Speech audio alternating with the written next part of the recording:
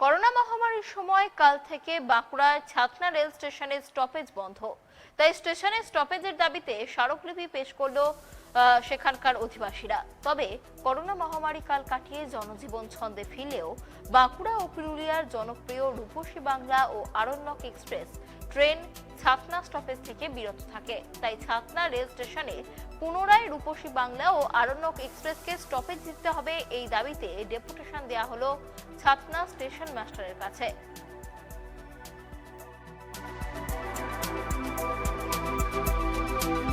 মূলত আমরা ছাতনার ছাত্র ছাত্রী শিক্ষক আমাদের যে সুপার স্পেশালিটি হাসপাতালের ডাক্তার এবং যারা পেশেন্ট আছেন তাদের কথা ভেবে মূলত কোভিডের কাল থেকে আমাদের রূপসী বাংলা ট্রেনটি এখানে স্টপেজ যায়নি। তার জন্য আমরা মূলত ছাতনা স্টেশনে এসে স্টেশন মাস্টারের মাধ্যমে আমরা ডিআরএম সাহেবকে জানালাম যে ছাতনার জনগণের এবং ছাতনার অন্তর্গত যে আরও 3টি বিধানসভা আছে তাদের সেই জনগণের প্রচণ্ড অসুবিধা হচ্ছে এবং অর্থনৈতিক দিক দিয়ে ছাতনার মানুষ পিছনে পড়ে যাচ্ছে, যেহেতু রেলটি গাড়িগুলি আমাদের এখানে স্টপেজ দিচ্ছে না।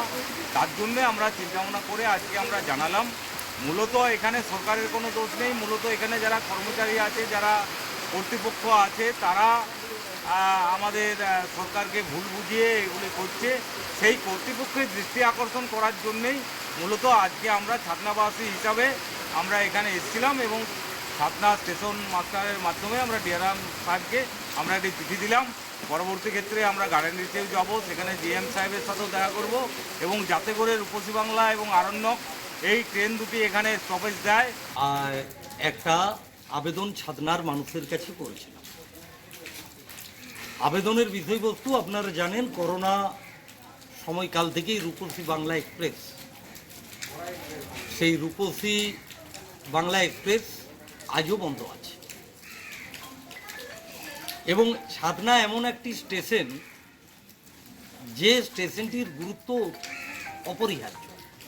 3টি বিধানসভার মানুষ এই ট্রেনে যাতায়াত করেন এবং সবথেকে বেশি মানুষ যে অঞ্চলে যাতায়াত করেন সেটা বাঁকুড়া বিধানসভা। আমাদের পার্টির এক্স জিএস মহাদেব রানা ওই বিধানসভার রিপ্রেজেন্টেটিভ হিসাবেও এসেছেন, শালতোড়া বিধানসভা এবং আমাদের নিজেদের ছাতনা বিধানসভা। এই স্টেশনের 2 কিলোমিটারের মধ্যে এশিয়া মহাদেশের সর্ববৃহৎ কুষ্ঠ হসপিটাল এবং 3 কিলোমিটারের মধ্যে 2 থেকে 3 কিলোমিটারের মধ্যে একটি কৃষি বিশ্ববিদ্যালয়, একটি আইটিআই কলেজ এবং একটি সাধারণ কলেজ। এই কৃষি বিশ্ববিদ্যালয়ে সারা পশ্চিমবাংলার বিভিন্ন প্রান্তের ছাত্রছাত্রীরা আছে এখানে পড়াশোনা করে।